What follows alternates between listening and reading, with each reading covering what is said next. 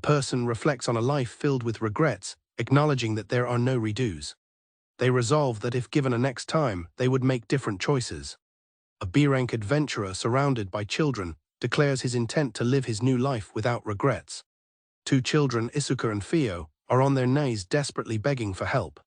A stern-looking man named Gray passes by as onlookers whisper about the children being bullied. Gray realizes his situation. He is a transmigrator, someone whose soul has traveled to another body. He recognizes this world as being nearly identical to a popular game from his previous life, Bright Fantasy. He recalls buying the game but never actually playing it, so his knowledge is limited. He only knows it's a command-style RPG. The game featured many heroines, and your choices determined which one you married. He remembers it as a world of sword and sorcery. The only other detail he remembers is that the protagonist's default name is Isuka. He introduces himself as Gray, noting that his mean look often gets him mistaken for a background thug. He watches as the children bow deeply before him. Unsure of his role in this world, he simply chose to be an adventurer. An adventurer is an honorable profession where one accepts quests from the guild. Adventurers have ranks from E to S with various sub-ranks. To get to B rank, one must complete 3 C rank quests in a row. He reflects on his own journey, having diligently ranked up by mastering both swordplay and various types of magic. He is now a B rank adventurer, a title he holds with pride. A guard tells the children to stop bowing, while onlookers whisper suspicions. Gray is annoyed that everyone is judging him by his cover. Isuka and Fio rise and plead with him to use his magic to heal their sick family member. Gray recalls seeing a man kick Isuka for trying to sell him flowers. In response, Gray punched the aggressor. He then knelt down and offered to buy a flower, asking about their sick family. Isuka explains that they are orphans and one of their friends is sick. Gray listens, looking conflicted. Isuka adds that recovery magic only heals injuries, while the curative magic from church priests is far too expensive. The children return to a deep bow as Gray relents. Moved, Gray agrees to help, saying he has cure potions and they can pay him back later. Startled by his kindness, the children begin to cry. Gray is taken aback by their reaction. They explain that they are all kids living together and felt helpless because no adult had ever been nice to them before. Their tears strengthen Gray's resolve to see this through. As they walk, Gray properly introduces himself as an adventurer. The boy says his name is Isuka and the girl is Fio. Gray is stunned to hear the name Isuka. He realizes with certainty that he has just met this world's protagonist. A reborn villain would typically avoid the hero to survive, but he knows nothing about his own role. He decides to simply act according to his conscience. He believes that even if helping leads to his death, it's better than living with regret. Isuka announces they've arrived and tells Fio he will go in first to explain. They stand before a dilapidated house on the outskirts of the slums.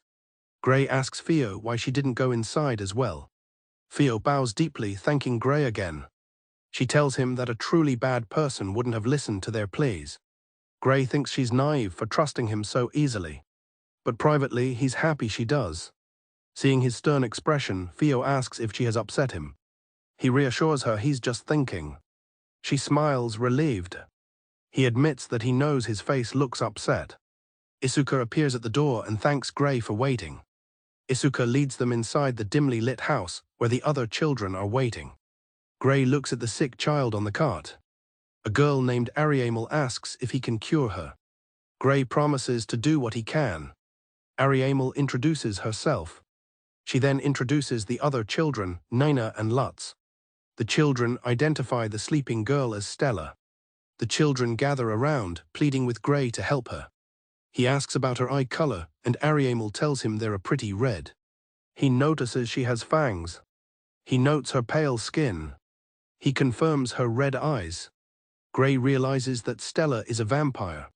He suspects she is a half-blood who faces discrimination. He wonders if the other children are unaware of her true nature. Isuka asks anxiously if Stella will be okay. Gray explains that she isn't sick but malnourished. The children are stunned by the diagnosis. Gray knows that vampires who lack nutrients develop a thirst for blood, yet Stella hasn't harmed the others. He concludes that the solution is simple: she needs proper food. He turns to Isuka and asks what they normally eat. Isuka explains they sometimes get bread from selling flowers and that the church gives out food once a week. Gray immediately regrets asking. He realizes the church handout is likely the best food they get. Hearing this, Gray makes a decision. He will provide food for all of them for a month. The children are speechless. The children protest that they can't ask for so much. He explains that his magic won't work. The only solution for malnutrition is a consistent, balanced diet. The children tearfully thank him. He decides to head to the market.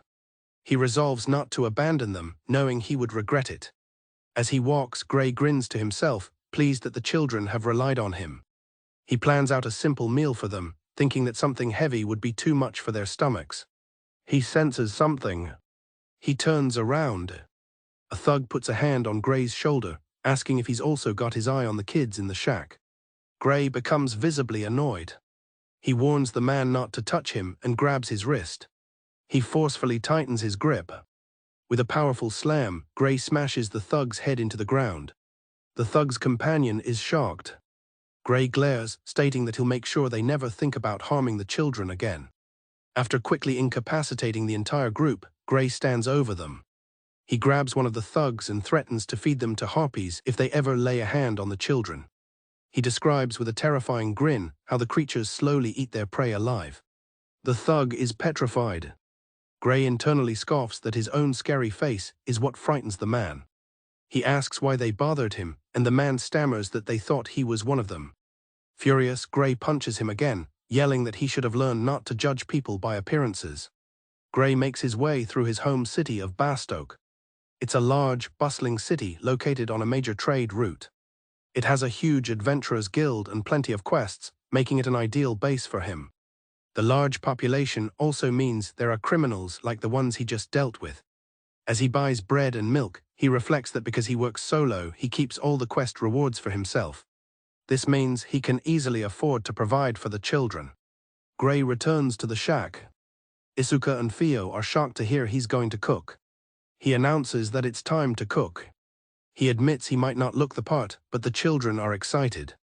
The other children eagerly offer to help. While Gray prepares the food, Lutz stares at the ingredients. Gray gently pats his head and tells him to wait a bit longer. Lutz nods in understanding. Theo leads Lutz and Nina away to wait patiently. Gray notes how well-behaved the children are, which is unexpected for kids from the slums. As he cooks, Gray feels a tug on his clothes. He turns to see what it is. It's Nina staring up at him. He gently wipes her dirty face with a cloth and tells her the food will be ready soon. He's happy that she isn't scared of him. Nina looks at him and calls him Dada, leaving Gray stunned. Ariamel worries that Nina will be sad if he denies it. Ariamel tries to gently correct the toddler. Gray hesitates, wondering what he should do. Ariamel serves the food and everyone digs in. Gray ends up joining the children for dinner. Isuka exclaims how delicious it is. Theo scolds him for talking with his mouth full. The younger children eat messily but happily. Gray wipes Lutz's face clean. Lutz thanks his Dada. Gray, feeling flustered by the affection, asks if it's really that good. Ariamel gently encourages Stella to eat. After a moment of hesitation, the weak girl takes a bite. The other children encourage her to take her time. Gray watches, relieved to see that she has enough energy to eat. After the meal, Ariamel insists that Gray relax and let them handle the cleanup. Isuka and Theo thank him again for the wonderful food, and he tells them not to be so formal. He announces that he is heading home. As Gray prepares to leave, Nina clings to him. She offers him a tattered doll. Ariamel tells Nina that Gray has to go home, but the toddler refuses. Ariamel apologizes, but Gray decides to stay with them until bedtime. He is determined to do what he can to avoid any regrets. Gray recalls his family leaving in his previous life. He remembers their final words were that they would see him later. The next morning, Gray returns from the market. He returns with fresh groceries. He plans to start them on easy-to-digest meals before introducing quality meat. The children thank him profusely for the food. He brings them a picture book of recipes and menu ideas. He explains that he won't be able to come by every day, so they can use it as a reference. Ariamel jokes that it's like he's a father leaving on a business trip. He peeks inside and sees Lutz, Nina and Stella sleeping peacefully together. Outside, he assures Ariamel that Nina's tantrum was no trouble. They ask if he'll visit again, and he promises he will. He smirks, announcing it's time to make some money. A short time later, a massive elder orc is on the run. It flees in terror, knowing it cannot win and must escape. It is terrified of the man pursuing it. The orc remembers how its kind usually tramples humans like livestock. But this one human effortlessly defeated all of its underlings. He sent their heads flying. The orc has been running from him ever since. In a flashback, Grey is seen in the heat of battle, a ferocious grin on his face as he swings his massive sword. The chase continues, with the orc complaining that Grey keeps aiming for its crotch. Finally, Grey calls a halt to their game of tag. With a menacing, toothy grin, Grey tells the orc there's something he needs to buy. He demands the monster give up and fork over what it's got. Sometime later, at the Bastoke Adventurers Guild, Grey scans the commission board and settles on a quest to exterminate an elder orc. Nearby, other adventurers whisper amongst themselves, speculating about the dark rumors surrounding Grey, who simply dismisses their gossip internally. Grey is interrupted by Ganzus, the arrogant leader of the Blood Axe party who mocks his quest choice. Ganzus brings up rumors about Grey threatening children in the slums, revealing a long-standing annoyance since Grey refused to join his party. Grey retorts by pointing out that Ganzus only reached B rank 3 years after he did, enraging him. Grey continues to taunt Ganzus, further stoking his anger. Ganzus is held back by his own party members before a fight can erupt inside the guild. As the onlooking crowd places bets on him, Grey calmly thinks to himself that he was hoping Ganzus would attack first. At the reception desk, Grey confirms with the receptionist Sasha that he is taking the quest. He examines the details. An elder orc has been spotted in a nearby forest threatening a village. He learns that the quest is from a poor village outside Bastoke, which explains the low reward. Sasha asks if Grey will form a temporary party, but he declines. He states he must finish quickly to get food for Isuka and the others. As he turns to leave, Sasha stops him, assuring him that none of the guild staff believe the rumors about him. Surprised, Grey thanks her. He privately thinks that there are other benefits to this quest besides the reward. Grey knows the elder orc's testicles are a key ingredient in a powerful aphrodisiac highly sought after by nobles. He fantasizes about telling the orc its manhood will now serve to create noble heirs. As he walks away with a sinister grin, Sasha is left behind, wondering what he could possibly be thinking. Grey arrives at the client's village. He is welcomed by the village head and a young woman named Marina. The village head insists he rest for the night, an offer which fills Marina with visible dread. It's revealed the villagers pressured Marina into offering herself to Grey to compensate for the low reward. Feeling indebted to the people who raised her, she feels she cannot refuse. She reluctantly knocks on his door. When Grey opens it, her fear is obvious. A terrified Marina tells Grey she will be taking care of him. Grey instantly understands the situation and is annoyed by the presumption. He bluntly informs the surprised young woman that her services are not needed. Grey tells Marina to go home and inform the villagers that he will complete the quest regardless. He assures her that once the orc is gone, their lives can return to normal. As she leaves, Marina is touched by his unexpected kindness. She realizes he is a good person. Marina reassures the relieved villagers that Grey declined her offer but will still complete the quest. The next morning, she prepares breakfast for him. Marina prepares breakfast for Grey as a gesture of thanks. She brings it to his room. She apologizes for the previous night, but he tells her not to worry and thanks her for the food. Grey returns the empty basket, complimenting Marina on the delicious meal. As he prepares to leave, the villagers gather to see him off. They wish him well and tell him they're counting on him. He gives a small wave and heads into the forest. The story returns to the present. The elder orc is desperately fleeing from Grey. Grey closes in on the terrified monster, telling it to say its final prayers before he decides whether to take its head or its balls. With a menacing grin, Grey looms over the elder orc, asking which part he should take first. He delivers a decisive slice. After the battle, Grey collects his grim trophies. He uses a rare magic bag he acquired while in a party to store the orc's head and other valuable parts. He's relieved he doesn't have to carry them by hand, though he still dislikes the idea of them being in his bag. Back at the village, Grey announces that the forest is now safe. To prove his success, he presents the orc's severed head. The villagers are horrified, quickly thanking him and begging him to put it away. Marina invites Gray to stay another night, but he declines, saying he needs to hurry back. She looks disappointed by his refusal. The villagers thank him sincerely and wish him a safe journey as he departs. On the wagon ride home, Gray travels back to Bastoke. He smiles, pleased that his savings are growing. His grand plan is to use the money to build a dream home. He reflects on his time living in an inn and decides it's time to settle down. The next morning, Gray is back at the inn in Bastoke. He is carefully sewing Nina's tattered doll. He notes that the material is too worn and will likely tear again, thinking it might require alchemy to be properly repaired. The inn master spots him and calls out his name. The inn master asks why Gray is heading out so soon, teasingly suggesting he's off to see a woman. Annoyed, Gray shouts up the stairs for Lena, complaining that her father is bothering him again. Lena, the inn master's daughter, storms down and scolds her father for bothering his customers. As the two bicker, Gray takes his leave. He muses that the inn is well kept, and the only thing holding it back is the old man's meddling. Gray visits the workshop of an alchemist named Lux. Lux teases him about the doll but agrees to fix it for a price. Lux then mentions he's looking for a component from an elder orc. Gray presents the creature's head, much to Lux's shock. Lux slyly asks Gray to fork over one of the orc's jewels as payment. Gray agrees to the trade, figuring it's worth it to stay on the alchemist's good side. Besides, he thinks as he looks at the newly repaired doll, he doesn't mind if it makes Nina happy. Upon returning to the shack, Gray is greeted by a tearful Nina, who rushes to him crying for her daddy. Ariamel explains that the little girl had been crying for him the entire time he was gone. Gray immediately kneels to comfort her. At Isuka's suggestion, Gray pats Nina's head to comfort her. He apologizes for the wait and presents her with the beautifully repaired doll. Nina's eyes widen with pure joy at the sight of her restored toy. Nina joyfully hugs her doll, exclaiming how pretty it is.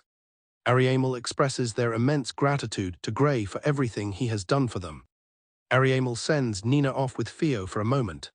The little girl returns to snuggle contentedly against Gray. Later, as they all share a meal, Gray watches the children. He is lost in thought about their future. Watching Isuka's simple kindness, Gray reflects on the boy's gentle nature. He knows Isuka is destined to become a world-saving hero. He feels a desire to protect the children's peaceful lives.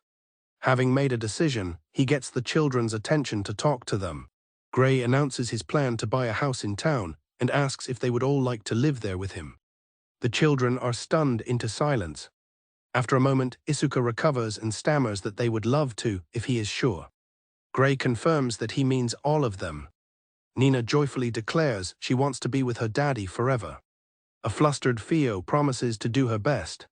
Gray reflects that while this wasn't his plan, he's grown too attached to them to say goodbye. Gray sighs, relieved that his offer was well received. Ariamel, still emotional, asks if he is certain, saying they are already so grateful. The other children all nod in agreement. With Stella giving a final thumbs up, everyone is on board with the plan. Gray tells the children he is going out to find them a new home. Nina asks where her daddy is going, and she and Lutz thank him. Isuka and another girl wish Gray a safe trip. Gray says his goodbyes. A summary explains how B-rank adventurer Gray became a father figure to Isuka and other children, and he is now determined to find a house big enough for all of them. His thoughts are interrupted by Ganzus. Ganzus mockingly asks if Gray managed to buy Elder Orc's ears, disbelieving he could have hunted one himself. Annoyed, Gray tells Ganzus to mind his own business and take a quest. When Ganzus persists, Gray explains that monster parts are simply used as proof for rewards. He then decides to give Ganzus his proof, tossing it to him. Gray reveals he has tossed the entire severed head of the Elder Orc to a shocked Ganzus. He taunts the man, asking if he has ever even beaten one before, and telling him to take a good look as Ganzus recoils in disgust. At the reception counter, Sasha instructs Gray to report his quest completion. She chides him for placing a monster's head on the counter, warning it could be considered harassment and might frighten new receptionists. Gray reassures her, saying he only ever comes to her line. Sasha reflects on Gray's comment, noting that she is one of the few who isn't afraid of his intimidating face. Gray then tells her he has something unusual to ask. Sasha agrees to help, understanding that providing guidance is also part of the guild's job. Sasha hands off the orc head to her colleague Melinda, who panics at the gruesome task. As they leave, Sasha asks Gray why he is seeking real estate guidance. Sometime later, she leads him to a property she believes meets his requirements. Sasha presents a large house, explaining it was previously used by the renowned A+ rank, all-female party known as Valkyrie. She clarifies that the house is currently empty because the party moved to a larger building. Gray considers the property. While he has some reservations, the space and location are appealing, especially when he imagines the children living there. Sasha informs him that the ladies of Valkyrie have offered to cover half the cost. Convinced it is a great purchase, Gray finalizes the deal. As he leaves, Gray senses an ambush by 5 people. Concluding they are after his life, he is confronted by a hooded figure. Gray recognizes the mark from previous thugs, identifying them as the Rapacious Spiders.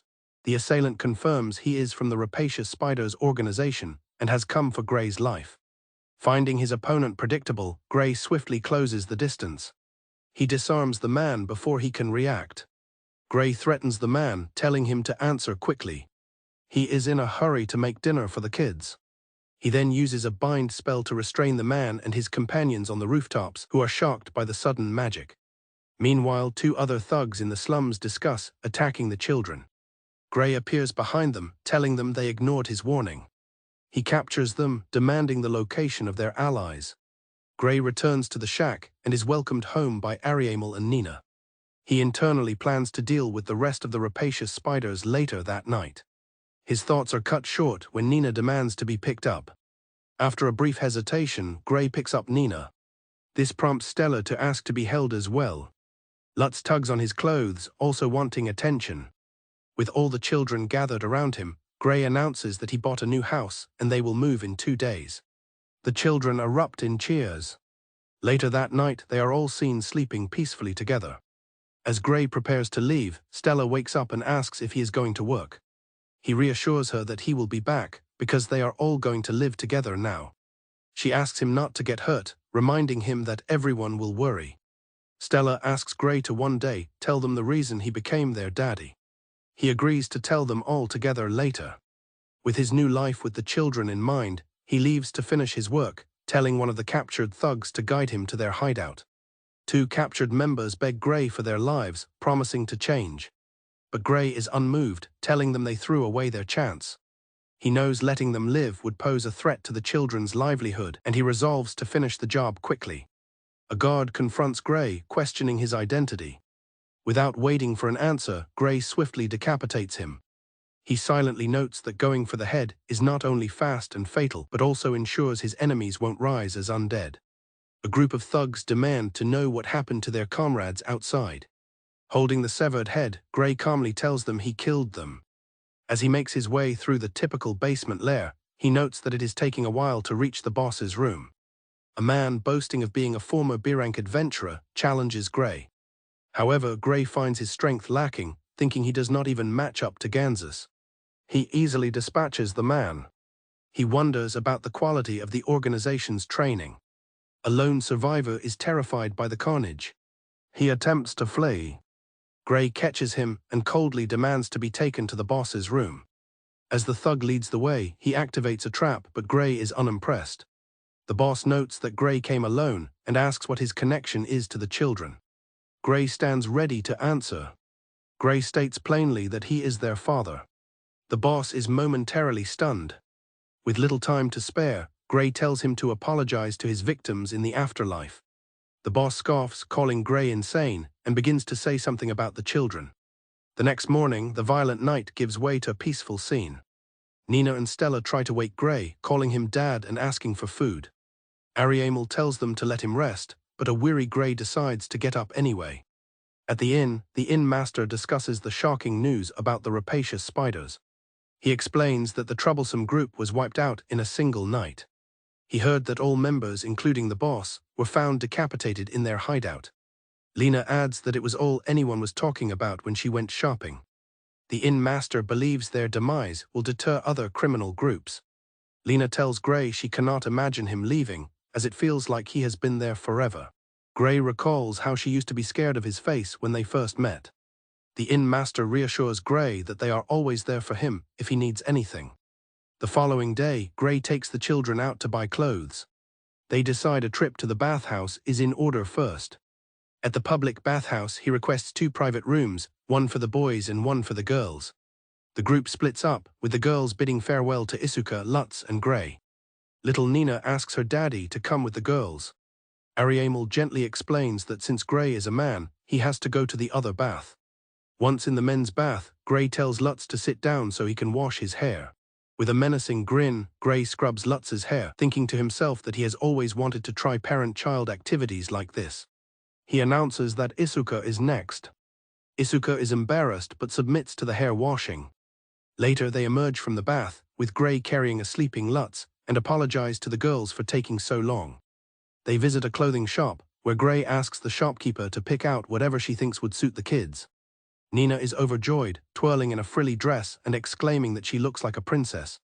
The other children are also delighted with their new outfits. Gray brings the children to their new house, and they are all in awe of its size. Stella eagerly announces she and the younger children are going to explore. Isuka and Fio decide to go with them to make sure they do not run on the stairs. Gray watches them go, telling them to be careful. He announces that the rooms on the second floor are first come, first served. Ariamel tells Gray he should pick a room first. He insists there is no need for her to hold back, as they are a family now. He decides the younger children can sleep with him or Ariamel until they are ready for their own rooms. Having secured the basics for the kids, Gray begins to wonder if school should be the next step. Gray considers the local academy, though it is mainly for nobles. He hopes the children will eventually feel comfortable enough to share their dreams with him. He regrets not learning more about their past from the gang leader, but resolves to learn about them as they live together.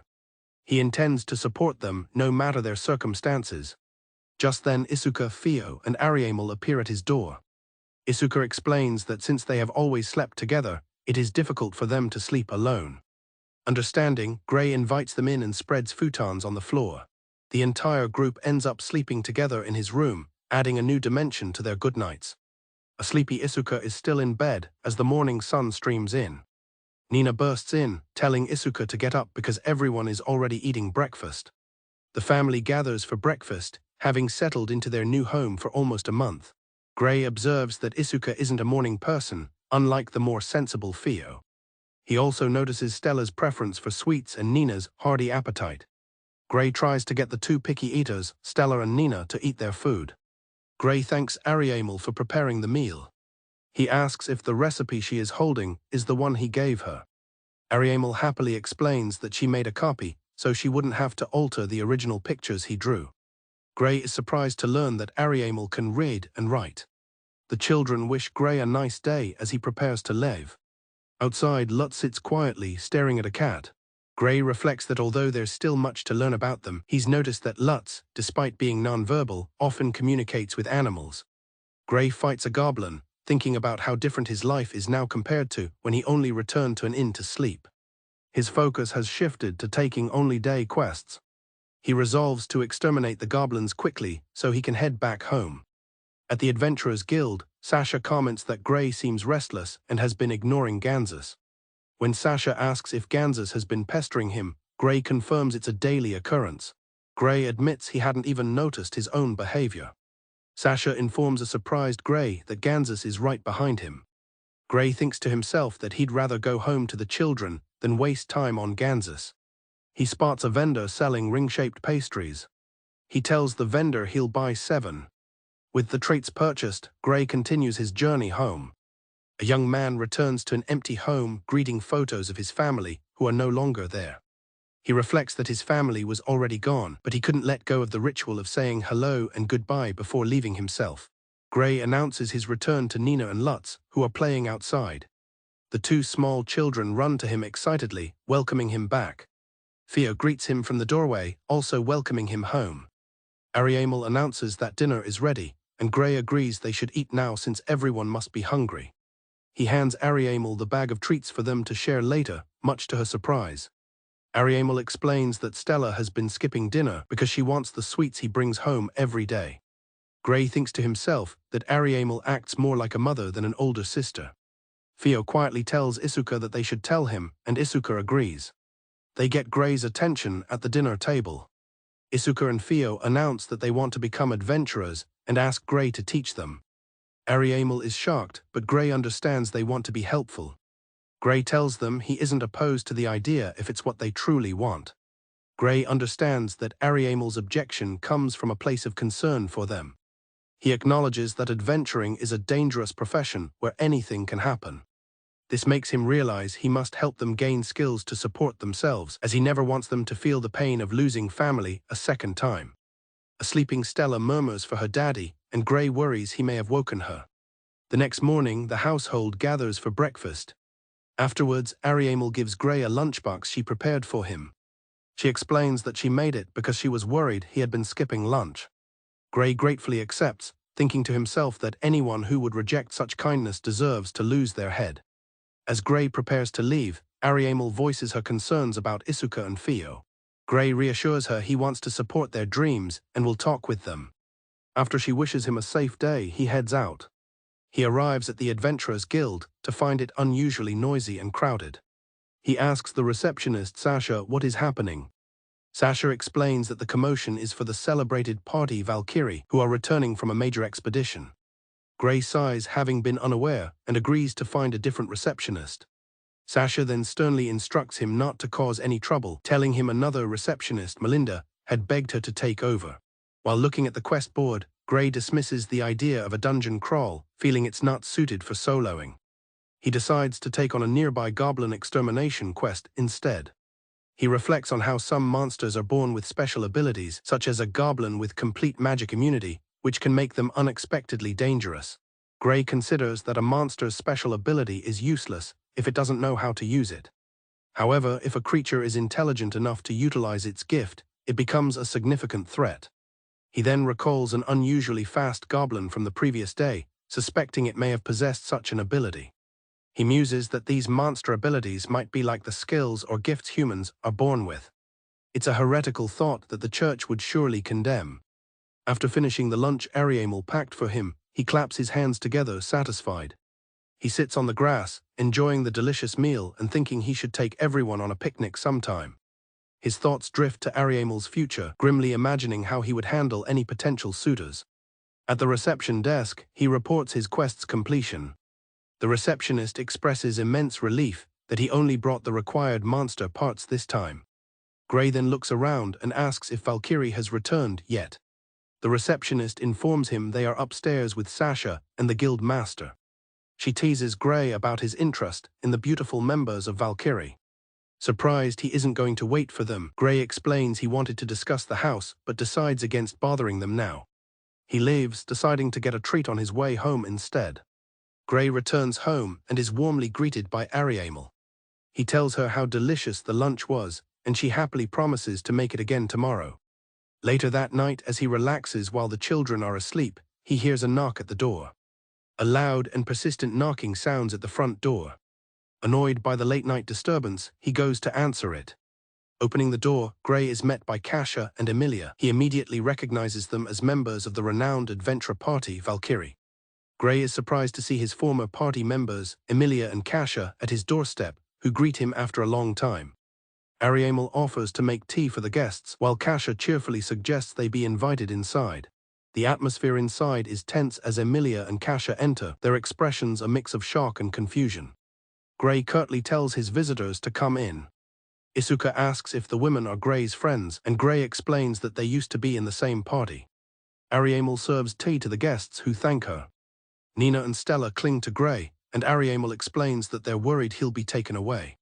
Theo tries to lead the younger children away, telling them that Gray and his friends have important things to discuss. Emilia asks who the kids are, and Gray bluntly states that they are his. Her shock quickly turns into an outburst as she demands to know who the mother is. Nina clings to Gray, declaring he is her daddy, while Gray tells Emilia she's scaring the children. Kasia calmly interjects, asking Ariamel how old she is, to which she replies that she is 13. Kasia points out that this would mean Gray already had children when they partied together, and she begins to remind Emilia who was dating him back then. A flustered Emilia begs her to stop, and Kasia apologizes with a giggle. Kasia's attention turns to Stella, noting that it's been bothering her that the girl appears to be a vampire. Stella looks nervous at being singled out. Emilia gently reassures Stella that she and Kasia won't pick on her. Gray sighs and says he will tell them everything, from how he met the children to them all moving in together. Kasia remarks that Gray has never changed, always being quick to help people in distress.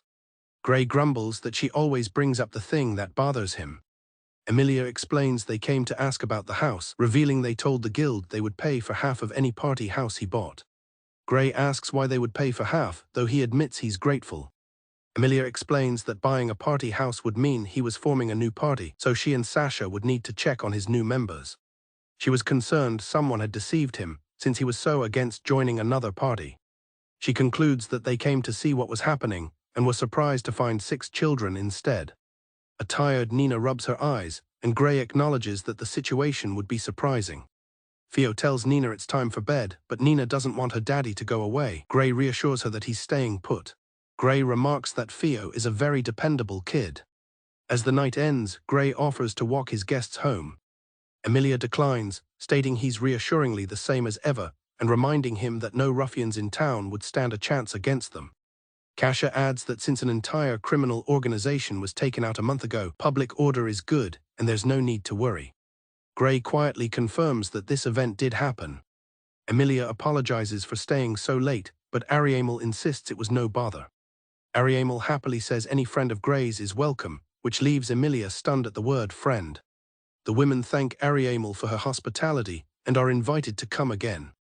After they leave, Gray asks what that was about, and Ariamel explains that they came to check on him because they care. In a light-hearted moment, Nina asks Gray to play peekaboo. He obliges, but with his signature menacing grin startling her. The next morning, Gray prepares to leave for the day, seen off by the children who wish him well. As he departs, he watches Ariamel and Isuka practicing with wooden swords. The children ask him to teach them magic next time, but Gray tells them not to overdo their training. He reminds them that they need to learn to read first, thinking it would be a good opportunity for them to bond. He reflects on how precious it is to have a family see him off, a luxury more valuable than any treasure.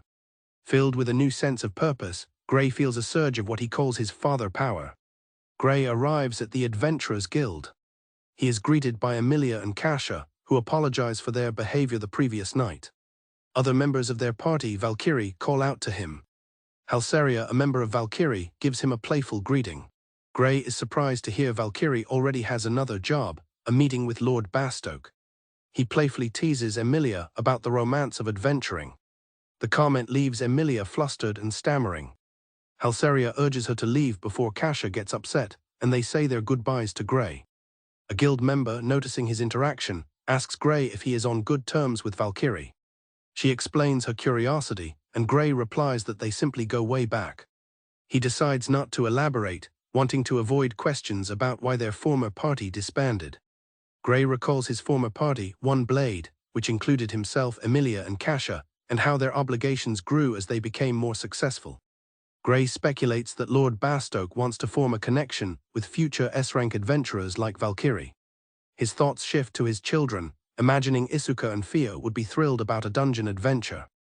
He worries, however, that his own life is the reason they want to become adventurers.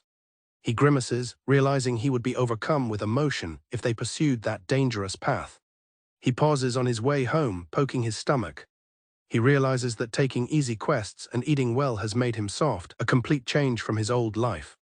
His thoughts then drift to what might be for dinner. Emilia sees Gray back at the guild and assumes he took an easy job to get back early. She asks if he's rushing home for the kids, and he replies that it is for himself as well. Gray observes she is also back early and correctly guesses she declined the Lord's dinner invitation. Emilia explains the real topic was a request for Valkyrie to join the party of a newly chosen hero. Gray is surprised to hear that a hero was chosen. Emilia explains that Valkyrie, being a high-ranking all-female group, was deemed a perfect fit for the male hero. She becomes angry, feeling as though they are being offered as potential brides, forcing Kasia to try and calm her down. Kasia apologizes to Gray for the scene as they depart, while Gray worries about the trouble they might face for refusing. Gray considers that a protagonist doesn't necessarily have to be the hero. When he arrives home, he is greeted enthusiastically by all the children. Isuka welcomes him, expressing relief that he isn't the hero. Ariamel informs Gray that Nina, Lutz, and Stella have something to show him. Lutz, Stella, and Nina proudly hold up the drawings they made of him. Gray is completely stunned, his mind going blank from the emotional impact. He collapses to his knees, and a worried Theo asks if he is all right. He tries to play it cool, stammering that a B-rank adventurer can't be shaken by something like this. When the children ask if he is not happy, he pulls them into a tight hug, exclaiming that he is. He vows to become a wonderful father, and decides to buy magically reinforced frames for the drawings, squeezing the children too tightly in his embrace. In a light-hearted moment, Gray and Isuka arm wrestle, but Isuka cannot make his father's arm budge. From a window, Ariamel watches Gray leave for the day with Isuka and Theo, who seem to be pouting after he said something to them. Inside, Nina and Stella ask Ariamel what they should do for the day. Ariamel announces they will do laundry, and the younger children cheer at the idea of stomping the clothes clean. Isuka and Theo offer to help with other chores as well. They then tell Ariamel they have something to discuss with her about sword practice after they finish cleaning. The children get to work, scrubbing the floors and stomping laundry in a large tub.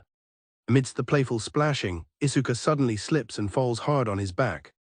The others rush to his side in a panic, with Theo immediately offering to provide first aid. After Isuka's minor accident, the group finishes their chores more carefully. With the laundry hung up to dry, they celebrate their hard work. Ariamel sees how worn out they are and suggests they all have something to eat, an idea the children greet with excitement. The children enjoy a delicious meal. Afterwards, Isuka offers to clean up while Theo volunteers to go shopping. As they tidy up, Ariamel spots Lutz outside, kindly feeding a stray cat. Stella tells her she needs to use the potty first. After their meal, Ariamel decides it's time for a nap. Soon, the three youngest children are sound asleep. Ariamel then finds Isuka and Theo still awake and asks what is on their minds. Isuka and Theo confess that they want to become adventurers. Ariamel is concerned and suggests they find safer jobs in town. They are resolute, explaining they want to be strong enough to help people like Gray does. As a first step, they ask Ariamel to teach them how to read and write. Ariamel reflects that it is because Gray reached out to them that Isuka and Theo can now think about their futures. Moved by their determination, she agrees that learning to read and write is a good idea. The two children are overjoyed and thank her. Lutz wakes up from his nap. Theo shows him the paper and charcoal sticks for writing. Stella wakes up too, mumbling about a dream where Gray lost his hair. Seeing the younger children's interest, Ariamel gets an idea and suggests they all write letters to Gray, their father. The children are thrilled by the idea. Nina excitedly yells that she'll write to Daddy, while Stella quietly focuses on her paper. Ariamel is touched by the scene. Isuka and Theo decide to join in as well, eager to write to Gray, who they know will be very happy. The children are sleeping soundly, scattered across the bed. Gray carefully gets out of bed, trying not to wake them. He resolves to accomplish one thing today. Looking at the children's drawings on the wall, he decides to buy picture frames for them. Ariamel asks Gray if she woke him, but he offers to help with breakfast for a change. She smiles and accepts his offer. The two of them begin preparing the morning meal together. After cooking a large spread, Gray muses that it's a good amount for the children's growth period. Theo rushes in, apologizing profusely to Ariamel for oversleeping. She's surprised to see Gray is also awake, and Ariamel greets her. Ariamel tells Theo her timing is perfect and asks her to wake everyone else. Ariamel gently teases Theo about her bedhead. An embarrassed Theo agrees to wake the others. She runs off, yelling for Isuka to get up. The three sleepy children stumble out, with Isuka complaining he's still tired. Gray tells Ariamel that he'll handle getting the kids washed up. He carries the still sleepy children off to get cleaned. Nina protests as Gray tries to wash her face. Lutz enthusiastically dunks his head into a bucket of water. Gray quickly pulls him out of the water. Ariamel giggles as she sees the soaked group, apologizing for the trouble they caused. Gray informs a surprised Ariamel that he won't need lunch today. He announces that he's not taking a quest and they will all go out to eat. The children are ecstatic, asking if he's really taking a day off. Stella shyly asks if she can go with them. Gray pats her head and tells her that of course she can, as it's a family outing. Ariamel realizes Stella is worried that she is the reason people look at them strangely. Gray confidently states he will take care of anyone who gives them trouble. Isuka cheerfully tells Stella to get ready, and she happily agrees. Gray recalls a previous conversation he had with Halseria.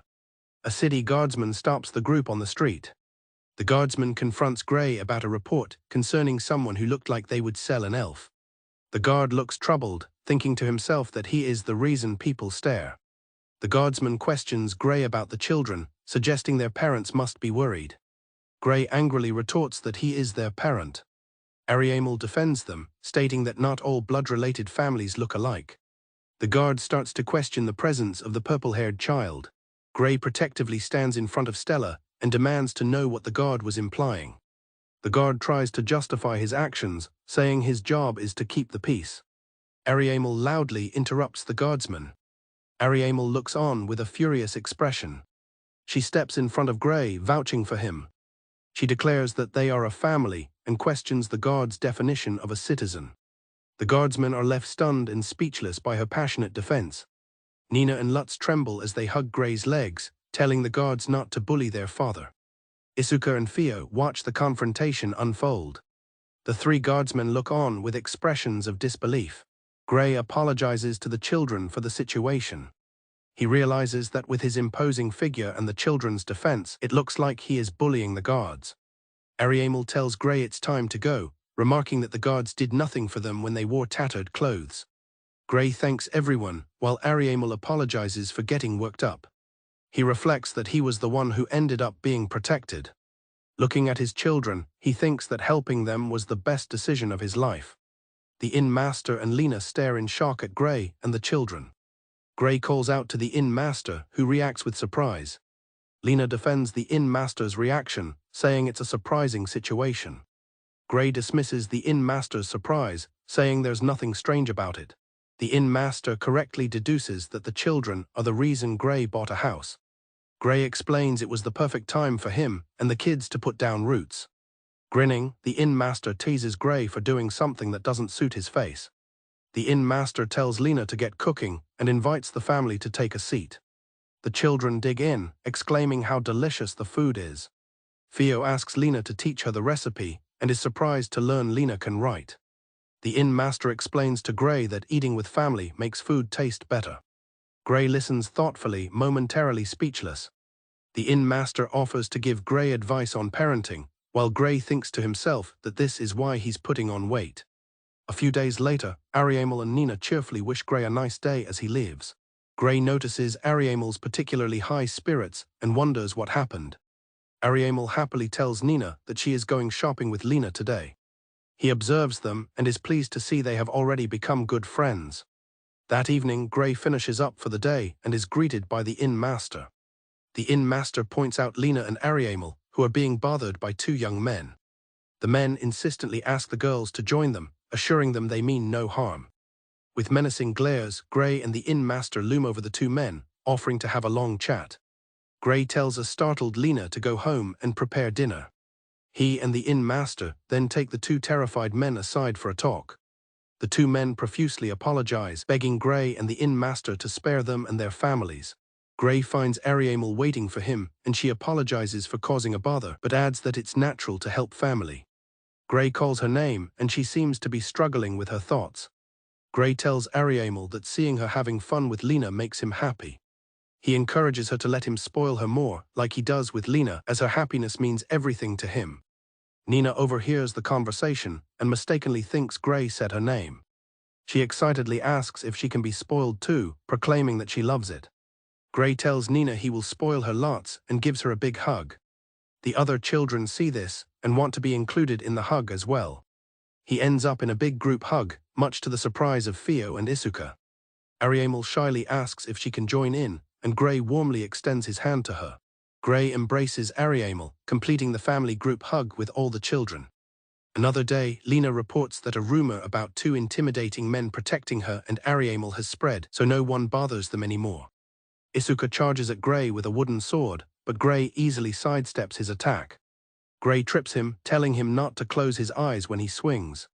Despite being on the ground, Isuka enthusiastically agrees. From a window, Ariamel explains that she asked Gray to teach them swordplay because they've been working so hard. Gray notices her watching and resolves to do right by them. Their magic lessons, however, will have to wait until they've fully mastered reading. Gray tells Isuka to take a break and calls Fio for her turn, reminding them that many people never get the chance to learn. The scene shifts to the Church of the Holy Kingdom Storia. A figure in armor is told that preparations for departure are nearly finished. The armored youth calmly acknowledges the message. An older clergyman asks him to wait, saying he'll send for him shortly. The clergyman orders a carriage to be readied. He sighs, complaining to himself that taking care of the gloomy hero is bringing him down.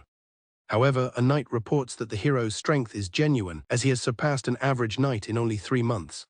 The clergyman recalls that their next task is to find the Saintess in the neighboring country of Bast. The knight interrupts, warning the clergyman to mind his tongue as the Saintess is from their own country. The clergyman reflects that it's convenient both the hero and Saintess are orphans, as it will cause less trouble. He then gives the order to depart to welcome Saintess Ariamel. As they walk, the knight remarks that calling it a welcome sounds more like an abduction, but the clergyman seems unconcerned. A carriage departs, heading out into the countryside as the chapter comes to a close. While reading, Gray mulls over the idea of a hero and a Saintess. He asks Isuka and Fio for their opinions, but they seem unimpressed, comparing it to a grand story about saving the world. Gray privately reflects on their lack of interest, finding it unlikely that they possess any special bloodline as he once suspected. He decides he will ask his old party members about it later. Noticing his pensive state, Isuka and Fio wonder if something is wrong. The scene flashes back to the previous day when Gray was heading to the guild and Emilia insisted he come to their party house. Tugging on his sleeve, she insisted he come along. She led him to a grand building where she apologetically asked him to come quietly. Inside, Kasha greeted him and urged him to listen to their sudden request. Halseria explains that a fairy friend informed her of the hero's approach from the neighboring Holy Kingdom of Storia, noting they are traveling through the woods instead of the main highway. She clarifies that the fairy folk have a special connection to the hero and knew as soon as he entered their territory. Gray asks if the hero is coming alone, and Halseria confirms he is not, though she doesn't know the size of his party. Kasha explains their caution stems from a mistrust of the city's lord and uncertainty about the hero's motives, especially after they declined an invitation to join his party. Gray reaffirms that he still considers them comrades, even though Emilia went to him on her own initiative. Gray grows suspicious and resolves to pause his quests to stay with the kids, asking his former comrades to take care of them if the worst happens. Emilia, Kasha, and Halseria promise to do so. Back in the present, Gray notes Ariamel's lateness and decides to check on the younger children. Upstairs, Gray finds Ariamel sleeping soundly alongside Nina, Stella, and Lutz. He gently tucks them in. Returning downstairs, Isuka asks where Ariamel is, and Gray tells him she fell asleep with the others. He watches them continue their studies, proud of how hard they've been working. Gray silently vows to protect the children no matter what, wondering about the hero's true objective. His thoughts are interrupted by a knock at the door. He tells Fio to keep studying while he gets the door. He asks who is there, and a voice from outside says they have come with information. The visitor is Emilia. Gray asks if she's alone. She confirms, adding that Kasha wants her to return soon, but Gray invites her inside anyway. Emilia quickly relays a message from Halseria. The hero has left the forest and will likely arrive in the city in less than half a day. Emilia gives Gray a magical communication device, explaining that concentrating on one stone will cause its pair to shine. Gray is impressed by the device. Emilia mentions they didn't have these when they were in a party together. Gray thanks her and agrees they will be counting on each other. Having always been a solo adventurer, Gray hadn't known about such items and decides he will buy some for the kids. After Emilia departs, Fio asks about the visitor, recognizing her as the pretty, blonde swordswoman. Isuka brings Gray a drink for both him and Fio. Fio thanks him warmly on Gray's behalf. Fio playfully asks if Emilia is Gray's girlfriend, causing him to spit out his drink. Fio sheepishly asks if she shouldn't have brought it up. Isuka offers Gray a cloth to clean up. She explains that she noticed the special way Emilia looked at him. Flustered, Gray clarifies that they used to date back when they were in a party together, but broke up a long time ago. Undeterred, Fio presses for more details about the breakup. Gray tries to brush it off, stating they just drifted apart. He tells Fio that's all she's getting out of him. Suddenly, a sleepy Ariamel appears in the doorway and frantically offers to make lunch. Isuka gently reminds her they've already eaten. Realizing she was dreaming, A blushing Ariamel covers her face and rushes off to wash up. Gray comments on her impressive bedhead, earning a scolding from Theo, who reminds him that Ariamel is a young lady. Gray simply retorts that it would be worse for her not to know. That evening, Gray offers to help Ariamel prepare dinner. She politely declines, insisting she can handle it herself. Her sudden independence makes Gray wonder if she is entering a rebellious phase. Outside, Nina and the other children joyfully greet Gray, calling him Daddy. The inn master appears, teasing Gray about his new fatherly role. Gray jokingly asks if his wife Lena kicked him out, but the inn master clarifies he only came to bring them some leftover soup. The inn master hands the pot to Gray and comments on his nice house. He then grows serious, warning Gray that some well-mannered men dressed like mercenaries have been asking about Ariamel around town. Gray thanks him for the warning. The inn master waves it off, stating that Ariamel is family and he is happy to help. Inside, Gray explains that the soup is a gift from the inn master, much to the children's delight. Just as they are about to eat, a knock sounds at the door. Sensing trouble, Gray stops Ariamel from answering and tells everyone to stay out of sight. Gray tells Ariamel he might be out late and not to wait up. He answers the door to find two men who introduce themselves as the Night Mist Hawks, a mercenary group. They claim a noble hired them to find a missing girl named Ariamel. Gray immediately sees through their story, knowing a noble would use guards or adventurers, not mercenaries, for such a task. Gray concludes they likely chose their cover story, knowing he was an adventurer who would spot a fake. He decides the men are definitely untrustworthy. He opens the door fully to confront them. He demands to know the name of the noble who supposedly hired them. The mercenary claims their contract forbids them from revealing their employer's name, so Gray tells them to leave. The two men are visibly intimidated by his response. Gray gives them an intense, menacing glare. The men press him again for information. Gray refuses and questions if they are even real mercenaries, given their unfamiliarity with the area. He tells them to leave, stating that it is past his children's bedtime. He adds a veiled threat about not wanting to stain his home with blood. As they stand in the doorway, one of the men whispers to his partner. The mercenaries finally agree to leave, saying they will return tomorrow.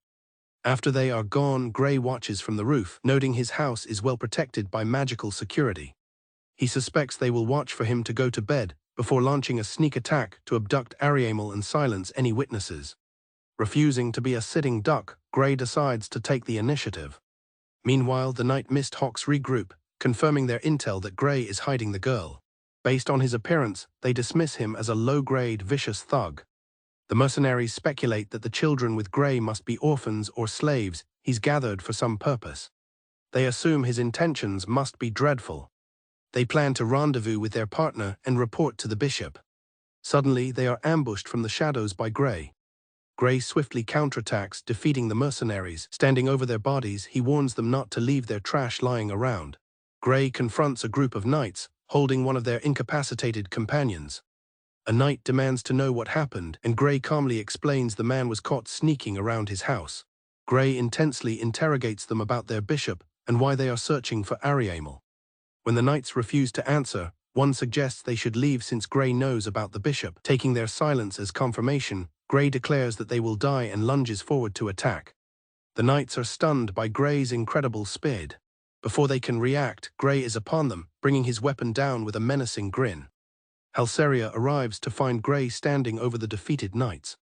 She remarks on his mercilessness, but Gray retorts that anyone who threatens his children's peace is an enemy who deserves none.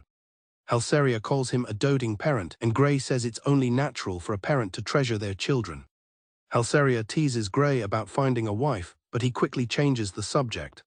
He asks about the hero's location, and Halseria informs him that a group is just outside the city. She describes the group of 5 so he can identify them. Halseria, a top-notch scout, explains her capabilities. She tells Gray she'll back him up and he agrees. As they head out, Gray thinks about his decision to leave Emilia and Kasha to guard the children, trusting Emilia's strength. He hopes that she and Ariamel can resolve the tension between them. In a forest near Bastoke, a bishop complains that his men are late. He learns that Saintess Ariamel was taken by a local adventurer, whom he dismisses as a lowly worker who can be easily bribed. He grows more frustrated, wondering why the 3 knights he sent to handle this simple errand have not yet returned. The bishop, irritated, thinks only of his own ambition to become a vicar by returning the Saintess. A young knight with him laments that Ariamel will be separated from those she cares for. Another knight chastises him for being gloomy, saying he should have just let him go instead. The boisterous knight Landi complains about being stuck on bodyguard duty, insisting that as the strongest one there, he should have been sent. The bishop reminds him that his duty is to stay and guard him.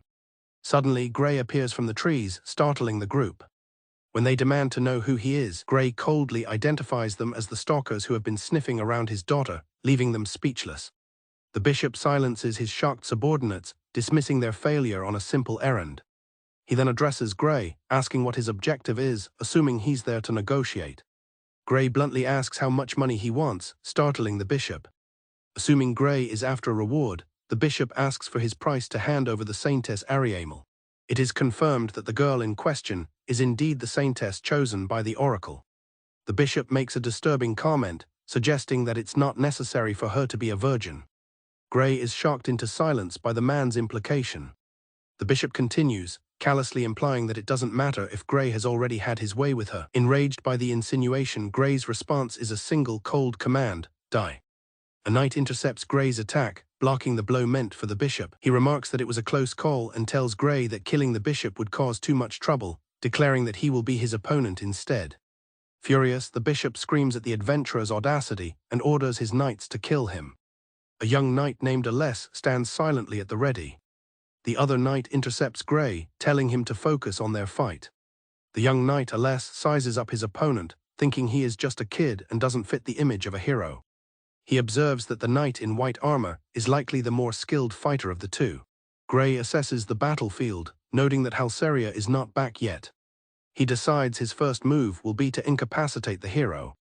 As Aless prepares to engage, the boisterous knight in white armor shoves him aside, telling him to back off and not get involved. He confidently declares that he can handle Grey by himself. A man questions the knight Landi about his actions, but Landi angrily tells him to shut up. Irritated, Landi thinks to himself that a holy knight shouldn't need the hero's help against a mere adventurer. He then vulgarly shouts at his comrades, revealing his crude intentions towards the Saintess should he succeed. Having heard enough, Grey swings his massive weapon at Landi, coldly stating he will send the knight to meet his god. Grey's weapon slams into Landi's defenses with a powerful blow. The force of the impact is so great that it cracks the very ground beneath the knight's feet. The sound of the clash booms through the forest, catching the attention of Halseria perched in a tree. She mutters that the sound was quite intense. She quickly leaps through the branches to investigate. Landi struggles to hold his ground against Grey's overwhelming power, his body quivering from the strain. He can't believe that a mere adventurer could possess such strength. Growing impatient, the bishop berates Landi for failing to defeat Grey after his confident boasts. Enraged by the interruption, Landi screams back, threatening to kill the bishop himself if he doesn't stay quiet. Grey moves with blinding speed, disorienting Landi, who struggles to keep track of him. As their weapons clash, Landi suddenly realizes with a start that Grey isn't just aiming for him. With a savage grin, Grey parries Landi's sword, declaring that men like him deserve to be castrated. The taunt hits its mark, enraging the flustered knight. Grey overpowers Landi, sending him skidding backward. The knight is stunned, realizing Grey's strength surpasses his own strengthening magic. Nearby, another knight screams insults at the failing Landi. Pushed to his limit, Landi resolves to use his special move against Grey. He screams a final, depraved threat, vowing to desecrate the Saintess over Grey's dead body. As Landi lunges forward to execute his special move, Grey stands his ground, calmly initiating a secret art of his own. Before Landi's attack can land, an arrow suddenly finds its mark, striking him squarely between the legs. The knight looks down, his expression a mixture of confusion and impending agony. Seizing the opening created by the arrow, Grey moves in and delivers a final, decapitating slash. Landi's severed head rolls to a stop at the feet of the bishop, who stares in abject horror. His followers watch as the headless body collapses. The bishop panics, desperately trying to figure out how to escape with his life. In a lighter moment, Nina plays hide-and-seek, calling out for her daddy. Grey appears to comfort the crying child, reassuring her that he is there. Halseria reports to Grey that her task is complete. Grey turns his attention to a terrified bishop. The man stares back in abject horror. With a menacing grin, he informs the man that it is time to meet his precious god. The bishop desperately tries to bargain for his life, offering money. When he offers women, Halseria curtly states she is not interested. He then offers a position as a holy knight, but Gray says they can settle things with reparation fees. The bishop is relieved, believing they only want money. The bishop asks how much they would like. Gray cryptically replies that he's already received payment for 4. The bishop's men begin to panic and plead for their lives. Gray taunts them, questioning why they fear death when their teachings promise a happy afterlife. Declaring their lives a cheap price to pay, Gray swiftly executes the 2 knights. He reflects that he will not make the mistake of showing mercy to his enemies. The terrified bishop begs for his life, screaming that he does not want to die. Gray tells the man he is praying to the wrong person. Halseria stops Gray, saying she has something to give the bishop before he dies. She reveals a cross necklace. The bishop recognizes the items with dread. Halseria explains they are from his men, and that she has also rendered his carriage useless. Before the bishop can fully process the situation, Gray strikes him down and he collapses to the ground. Teleportation stones are explained as expensive, single-use magic tools with a limited range. Gray notes that the persistent man was still trying to escape with them. With a final command to just die already, he ends the man's life. The bishop lets out one last scream. Gray tells the young knight to stop playing dead. The boy sits up. Gray confirms the boy's name is Aless and prepares to ask him some questions. He asks how old he is, and Aless replies that he probably turned 13 this year. Aless explains he was abandoned as a baby at an orphanage, so he doesn't know his exact age. He confirms the orphanage was in the Kodal kingdom. Aless recounts how emissaries from Holy Storia arrived at the orphanage, puzzling Gray. The emissaries declare Aless the hero and order him to come to Holy Storia, but he asks to bring his friends. They refuse, promising instead that Holy Storia will look after the other orphans. They then threaten the safety of the others if he resists. Aless looks at his friend Mia. Feeling he has no choice, Aless agrees to go. The bishop is pleased and gives him one more promise to keep. He commands Aless to claim he is from Storia, reinforcing the order with another threat. Aless explains he came to retrieve the Saintess, Ariamel fearing she would suffer the same fate. Gray understands the situation. When asked about his fighting ability, Aless admits he is no match for a true holy knight. Gray glances at the corpse of the holy knight, unimpressed. As it is getting late, Halseria suggests they head back and decides what to do with Aless. Gray agrees, deciding to let him stay at an inn for the night while he consults with the kids at home. Gray begins looting the bishop's corpse. Halseria calls his actions low, but Gray justifies it as an inconvenience fee. He compares it to taking loot from subdued bandits. Halseria concedes the point, adding that they will need money to send the boy home. Gray picks up the teleportation stones. He tells Halseria he plans to use them to dispose of the bodies. With a flash of light, the corpses are teleported away. The clearing is left empty. Gray reflects that since the group was sneaking into Bastoke, their disappearance cannot be officially investigated. He tells Halseria to go on ahead while he takes Aless to an inn. At the inn, he pays the innmaster for 2 nights' stay for the boy. The innkeeper, pleased, offers to trade stories with Gray. Gray tells Aless to get some rest and that he will be back in the morning. Aless thanks him for the room and promises to pay him back. Gray dismisses the offer, saying it was not his money anyway. After saying goodbye, Gray leaves to head home himself. In a brief aside, a frantic search for Stella during a game of hide-and-seek ends when she is found sleeping soundly outside. Upon Gray's return, Halseria welcomes him back, confirming she has already briefed everyone on the situation. Emilia remarks that it is just like Gray to save the hero, a sentiment Kasha agrees with. Halseria asks Gray what he plans to do with the hero. Gray explains that he will let the kids decide if the boy can stay with them for now, but his main goal is to help Aless reunite with his friends. Kasha offers their support for whatever he needs. Gray thanks Emilia, apologizing for the trouble which causes her to become flustered. He invites the group inside, but Emilia stammers, insisting that as friends, it was no trouble at all. Seeing her struggle, Kasha tells her to give it up, warning that she will have to overcome this hurdle eventually. Overwhelmed, Emilia suddenly announces she will pass on coming inside for today and quickly flees. Kasha then apologizes to Gray, explaining that they will be heading home as well. Halseria comments on her friend's retreat, but Kasha silences her with a swift whack. Entering his home, Gray finds Ariamel asleep on the sofa, having waited up for him. He notices she seems to be having a bad dream. Gently, he picks her up, wishing he could help her even in her sleep. In her dream, Ariamel finds herself in a cold, dark void, wondering where she is. Her first thought is to hurry home, worried that Nina and the others are hungry. As the oldest, she feels she must hold it together, but she has no idea how to get back. The thought of home triggers a painful memory. Ariamel suddenly recalls that the shack where they all lived had burned down. Her dream shifts to the past, remembering the loss of her parents and then meeting the other orphans. Though they had no money or food, they supported each other and found warmth and happiness together. But now she thinks there is nothing left. She tries to fight back as their captors seize the children. She watches in horror as Lutz is struck down. A man grabs her and coldly informs her that she is now a slave. A heavy collar is clasped around her neck. She is thrown to the ground. She cries out from the pain and the humiliation. The nightmare shifts again, and she is told she is the Saintess, chosen by the Oracle. A young man beside her is identified as the hero. Her captor then offers a disingenuous apology, bewildering her. The absurdity of it all makes Ariamel snap, and she screams for them to return her family. She descends into mad laughter, cursing them all to suffer and die. She remembers that with those words, she had taken her own life. Her dream flashes to her final moments, where she apologizes to the other children for failing to protect them. Back in the cold darkness, she feels utterly lonely. She feels a sudden warmth, wondering if she is in her parents' embrace. Ariamel wakes up in Gray's arms. He asks if she was having a scary dream, but she claims not to remember. As he carries her up the stairs, she explains that she stayed up because there was something she needed to say to him.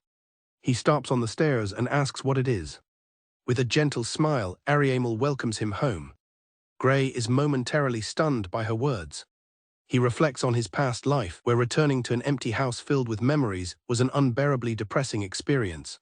He realizes that those memories were not something he wanted to forget. They were warm, precious recollections of silly, trifling things that he cherished deeply.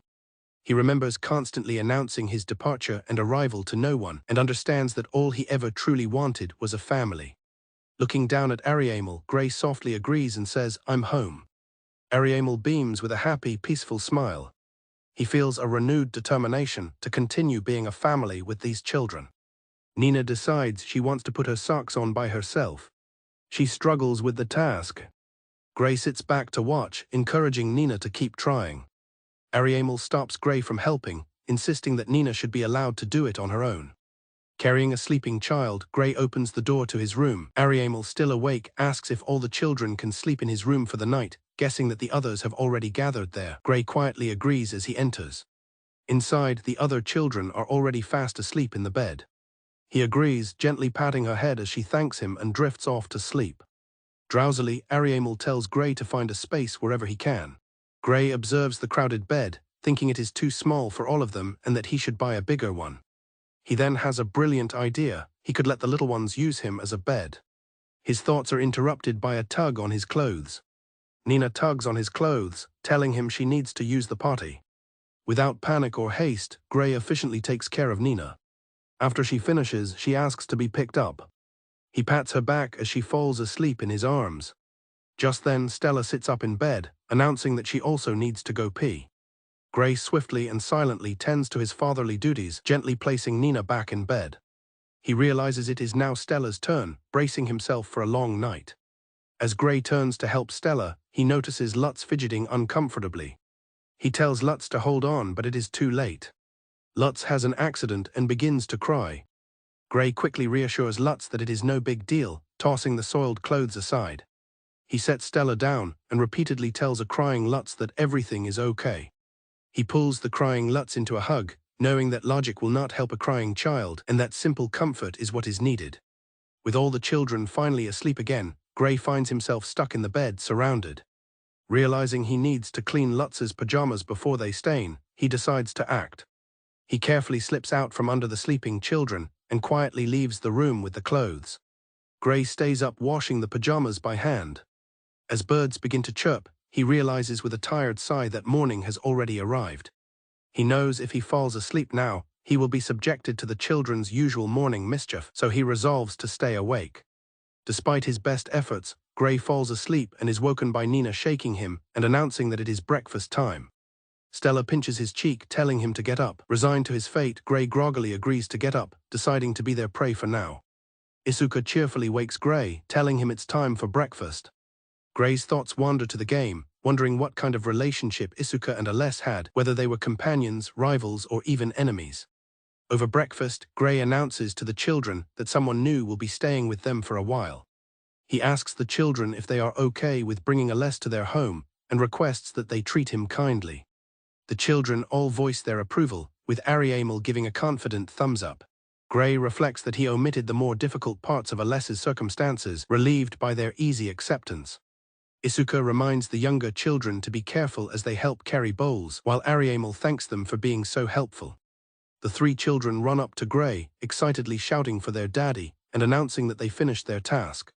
Kneeling down, Gray pulls the children into a group hug, telling them they did a good job. He closes his eyes, feeling touched and appreciating the simple joys of being a father figure. Gray leaves his home, yawning as he steps out into the town. The rough-looking patrons of a tavern glare as the door opens. As Gray enters, the men recognize him with apprehension, whispering his name. The bartender asks for Gray's order. Gray tosses some coins on the bar, asking for whatever the bartender recommends for that price. The bartender snatches the coins from the air. A drink is slid across the counter to Gray. He downs the drink in one gulp and crumples a piece of paper in his fist. Gray muses to himself about the roundabout ways he has to use to get in touch with people. He looks toward a park bench where a man is sitting among a flock of pigeons. The man on the bench greets Gray, remarking that it's unusual for him to seek him out directly. Gray gets straight to business, telling the broker he has something for him to look into.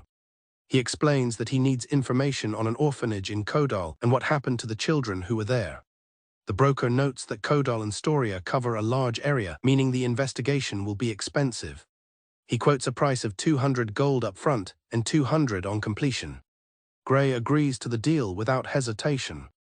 Accepting the advance payment, the broker says it will take a few days to investigate.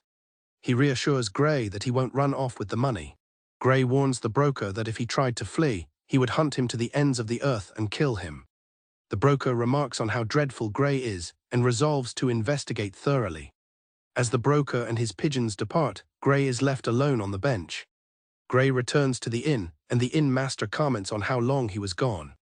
The inn master mentions that the boy was worried he had been abandoned. He tells Gray to go on up, as the boy has been waiting in his room. Upstairs, Lena greets Gray cheerfully. Gray explains he's there for Aless, and Lena realizes the guest is his acquaintance. Lena asks if Aless is going to live at Gray's house, and Gray asks if anything about the boy bothered her. She replies that he seems like a meek, though somewhat gloomy person. Lena excuses herself to get back to cleaning. Gray knocks on the door, and a voice from inside tells him to enter. Gray enters and apologizes to Aless for being late. Aless looks up with a sad smile and asks if he is gloomy. Gray internally scolds himself for asking Lena about him. Gray takes Aless out shopping for some necessities, hoping to cheer him up. Aless remarks that it's been a long time since he's done something like this, as his life in Storia was confined to his room and training. When they pass a fruit stand, Gray notices Aless looking at the apples and asks if he would like some. Aless fondly recalls that at his orphanage, fruit was a rare luxury for special occasions, feeling more special than the high-class meals he later received as the hero. Gray smiles and reassures him that food eaten with family is always delicious. The thought causes Aless to remember his own found family. Aless smiles, agreeing with Gray's words. Gray reflects on his own children, thinking how he's come to look forward to mealtimes with them. He feels blessed and resolves to do anything to protect this peaceful lifestyle as they go to buy some apples. At the door, Ariamel welcomes Gray home and correctly guesses the newcomer is Aless. Aless nervously asks Ariamel to gather everyone for introductions. Gray thanks Ariamel and pardons their intrusion. She offers to prepare tea and invites them into the living room. Aless confirms the girl's identity, and Gray explains that she is the one Storia calls Saintess. Gray adds that more importantly, she is a precious member of his family. Seeing Aless's quiet hesitation, Gray realizes the boy must be feeling guilty about his past and resolves to help clear the air for him. Inside, Fio and Isuka formally introduce themselves to Aless. Gray observes the slightly awkward interaction, wondering if it stems from their past connections. Just then, the sound of the other children running towards them breaks the silence. The younger children arrive and examine the newcomer with intense curiosity. They immediately surround a flustered Aless, with Lutz even sniffing his leg. Aless glances at Gray, silently pleading for help. Gray decides to watch the interaction for a bit longer, pretending not to notice. Nina gets her father's attention before asking Aless an excited and unusual question. Gray is confused, understanding that Nina is calling Aless a big sister but not why. Nina clarifies with a bright smile, pointing at Aless and declaring that he is her new little brother. The declaration leaves Aless completely shocked. When the still baffled Aless asks why she gets to be the big sister, Nina begins her explanation. She happily explains that it is because she came to live there first, and he came after. Gray understands her simple logic immediately. The sibling hierarchy is based on their arrival order. Ariamel and Theo are quite relaxed about the new addition. In contrast, Isuka becomes even quieter than usual around the stranger. Stella and Lutz quickly lose interest. Nina contemplates sharing her snack with Aless. She ultimately decides to eat it herself. Gray helps Aless get settled, showing him to a room. When Gray asks why he chose a room at the far end of the hall, Aless explains his reasoning. He finds the solitude soothing. Gray quietly observes him, contemplating Aless's role as the chosen hero. Once Aless is settled, Gray asks him to come with him for a bit. He knows that Aless will likely leave once his friends from the orphanage are found, so he resolves to help him get as strong as possible in the limited time they have. Outside, he begins his assessment by asking Aless if he can use magic, but Aless confirms he was only assigned an instructor in Storia. Gray tosses a wooden sword to Aless, initiating a sparring match. He tells Aless not to hold back, intending to first evaluate his current level of strength. As they spar, Aless thinks of his destiny to one day fight the Dark Lord. He charges forward, but Gray easily parries his attacks, wondering how best to help the boy. Gray concludes the answer is simple. He will teach Aless every skill he's learned as an adventurer. Gray analyzes Aless's fighting style, noting that while he has impressive speed, his movements are too linear and lack weight. He suspects this comes from a reluctance to hurt his opponent and tells Aless it's something he needs to get used to. Just then, a voice calls for them to stop. Isuka watches from a window as Gray ends the training for the day.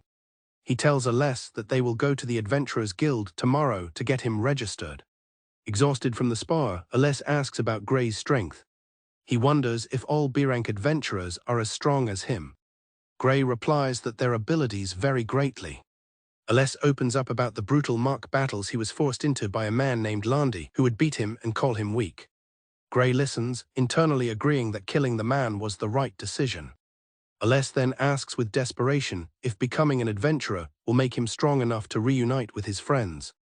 Gray finds the question difficult to answer. He believes Aless is destined for greatness. However, he knows that reuniting with his friends is uncertain and depends on an information broker's findings. Rather than offer false hope, Gray advises Aless to concentrate on getting stronger for now. Gray clarifies that Aless should seek strength for his own sake, not just because he is the hero. Understanding, Aless nods, thanks Gray for the spar and heads inside to clean up before dinner. Inside, Gray finds Isuka waiting for him and asks what he is doing. Isuka nervously asks about his and Theo's training. Gray realizes with a jolt that he'll be busy with Aless on a quest the next day. Isuka looks down, disappointed. Seeing his son's disappointed face is tough for him. Not wanting to neglect his own children, Gray promises to train Isuka and Theo after dinner the following day. Isuka's face immediately lights up.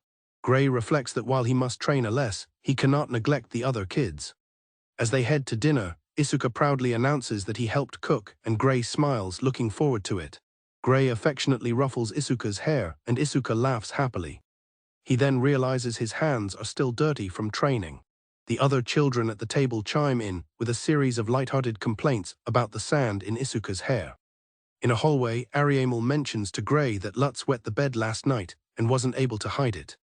Overhearing them, Aless grows concerned about nighttime bathroom breaks and asks Ariamel if he can sleep with them for a while. Gray wonders if using physical enhancement magic to take the children to the toilet would work, but Ariamel thinks it would be too much of a strain. Aless is left speechless and confused by the exchange. In the kitchen the following morning, Ariamel asks Gray to pass her a tomato while they cook.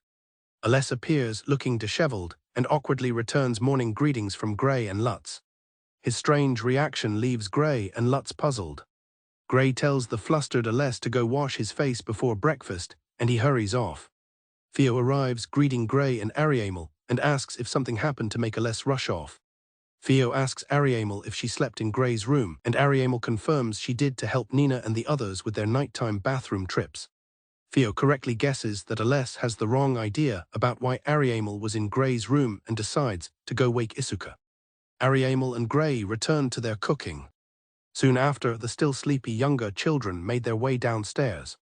Gray helps the little ones wash their faces before the meal. Despite the eventful start, everyone enjoys a nice breakfast together. During the meal, Theo scolds Isuka for something. Ariamel gently wipes Nina's face clean. Meanwhile, Stella slyly moves food she doesn't like onto Lutz's plate. Gray muses that his mornings are now filled with this activity, a stark contrast to when he used to skip breakfast while living alone. After the meal, Gray tells Aless to help him with the dishes.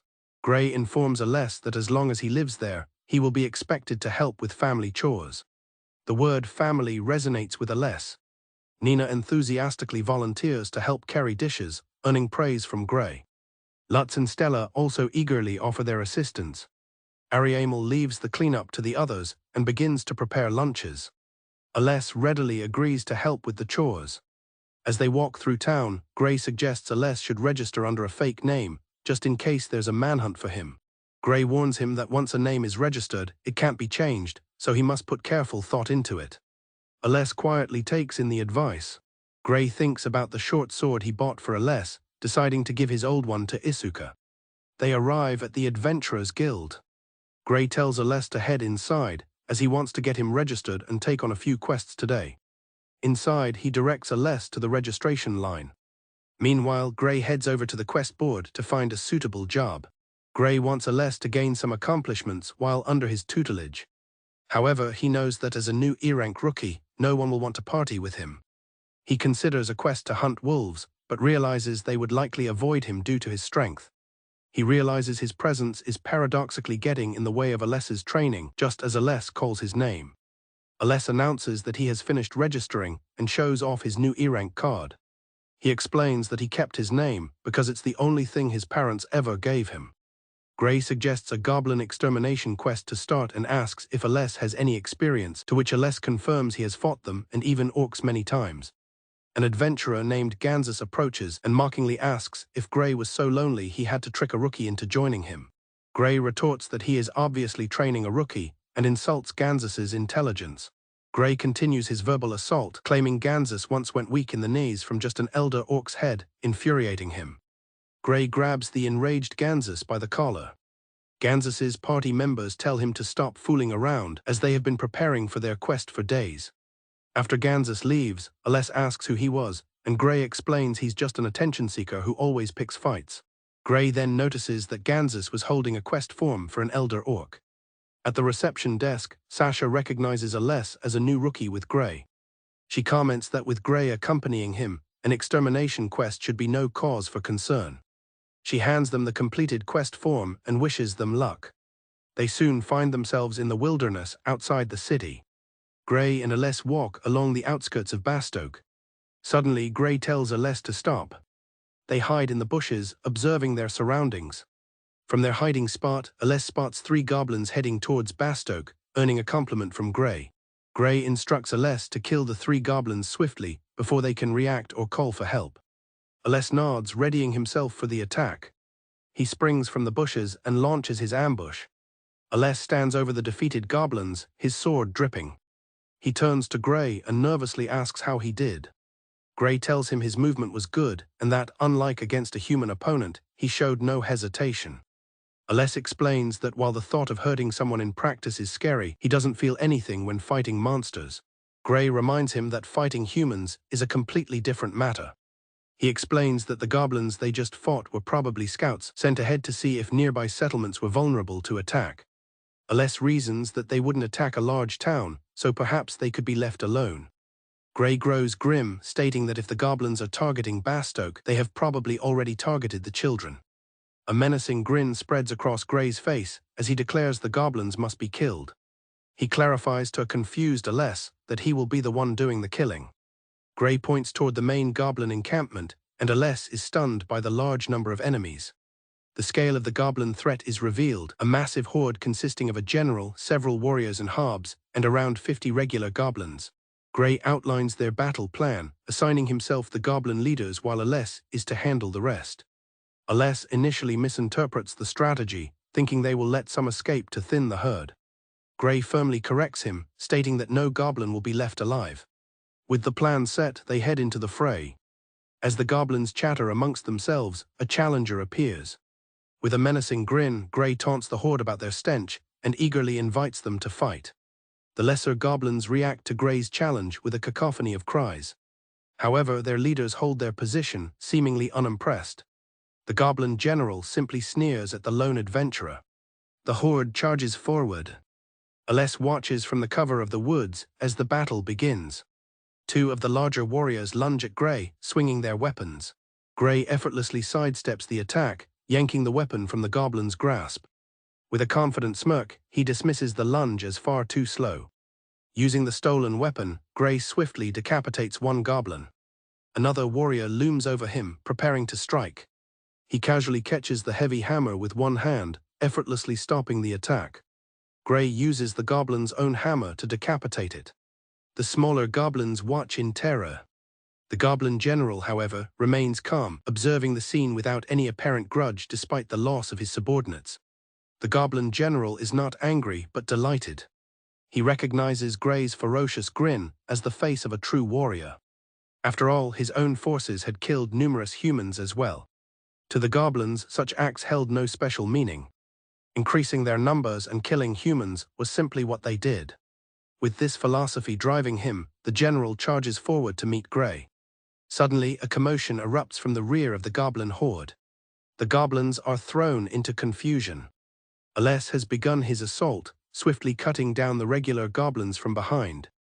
Moving with incredible speed, Aless carves a path through the goblins, marveling at the power of the physical enhancement magic Gray had cast on him.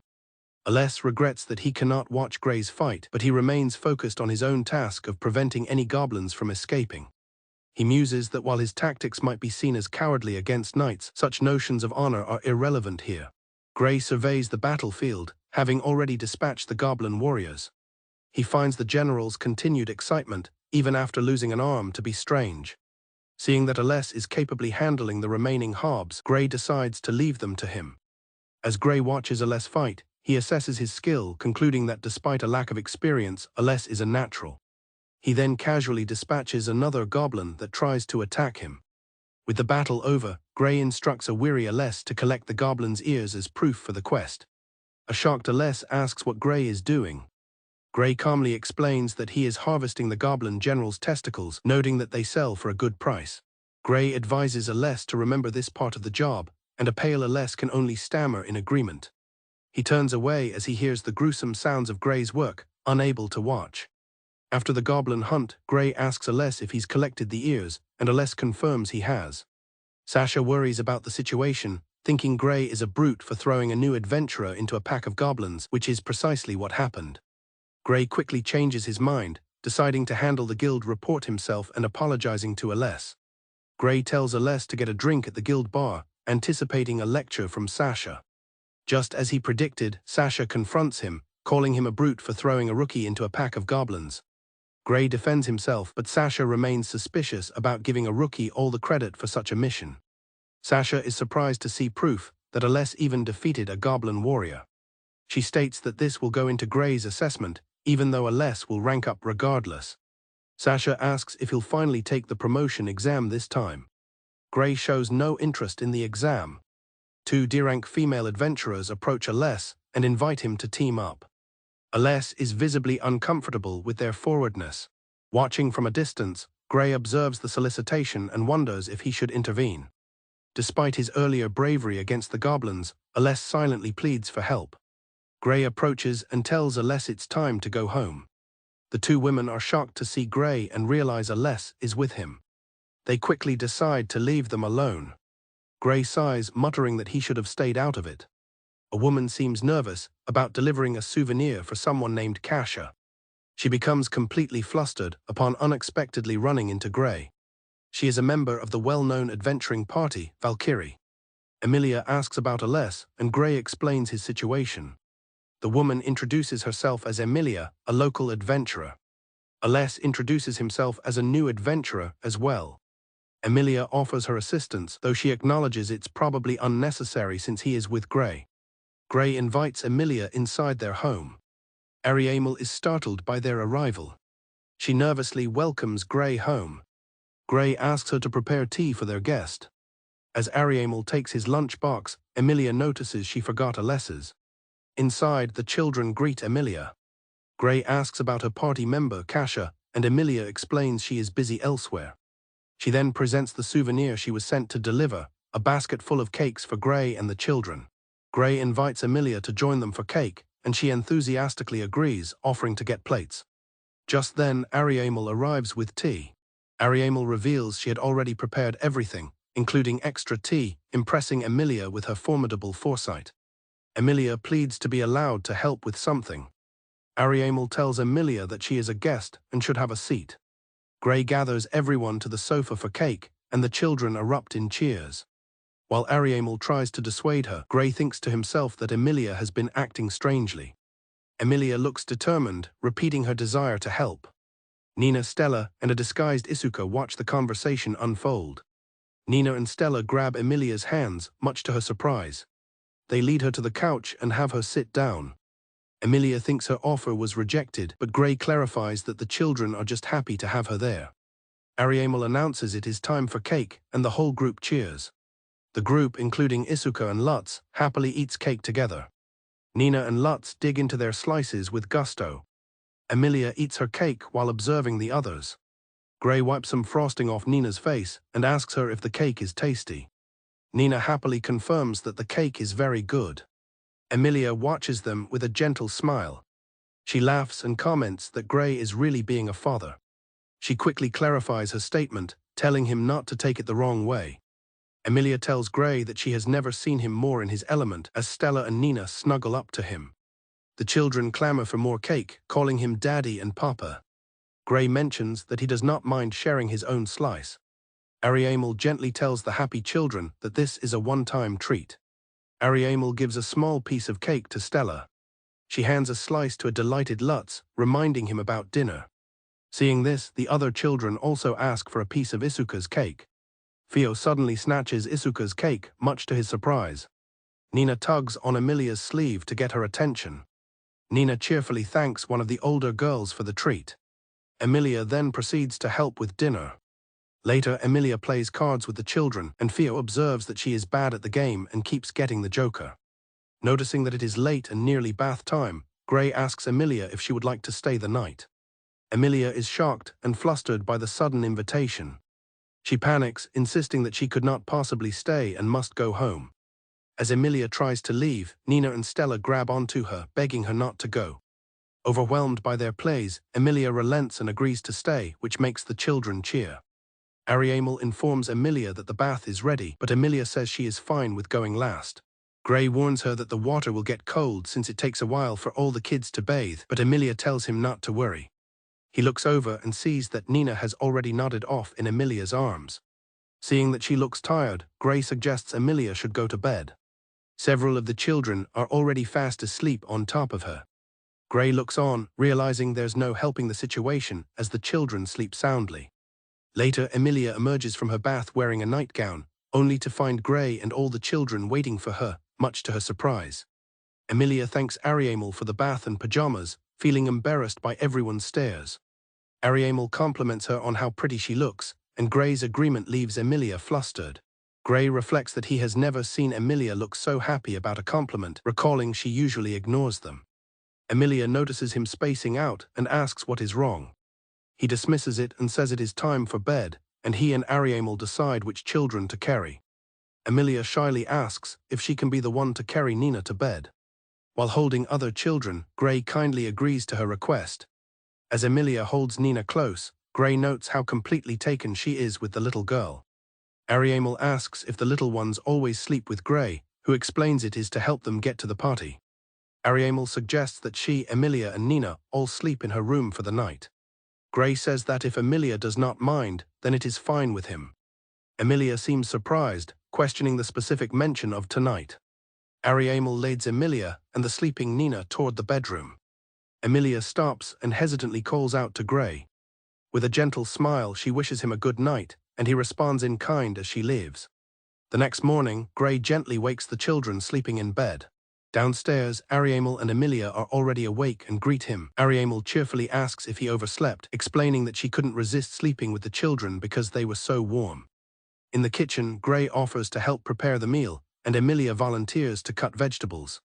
Gray teases her, stating that swords are the only blades she's good with, which causes a pouting Emilia to retreat to setting the table. Ariamel is shocked to learn from Gray that Emilia is surprisingly skilled with a kitchen knife, capable of splitting a cutting board in half.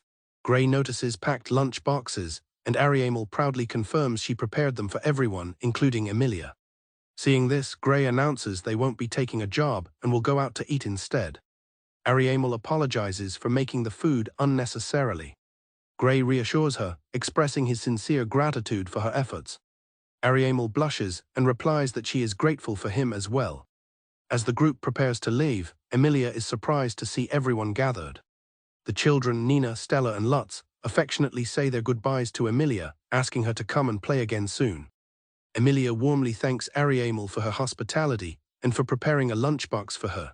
While walking, Ariamel tells Emilia she had fun and hopes to hear more of her stories. Nearby, Gray wonders why Emilia and Aless seem uncomfortable, and Ariamel suggests talking to them individually might help. Emilia reflects on the warmth of family, admitting she misses her parents and sisters, though she sadly believes they have no interest in seeing her. Gray thinks it would be good for Emilia to reconnect with her family. A flashback reveals that Emilia is a noble's daughter who ran from a political marriage, accompanied by her close friend Kasia. Back in the present, Emilia apologizes for her sudden arrival, but Gray reassures her that she and the children are welcome anytime.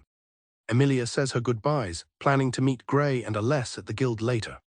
Once she's gone, Aless immediately asks Gray about the nature of his relationship with Emilia. He speculates about the possibility of polygamy, leaving Gray to wonder why everyone is so interested in his personal life. In a light-hearted moment, Isuka introduces a newcomer, formally presenting them to another child. Elsewhere, Lutz is introduced along with his soulmate, a small cat-like creature named Mimi-chan.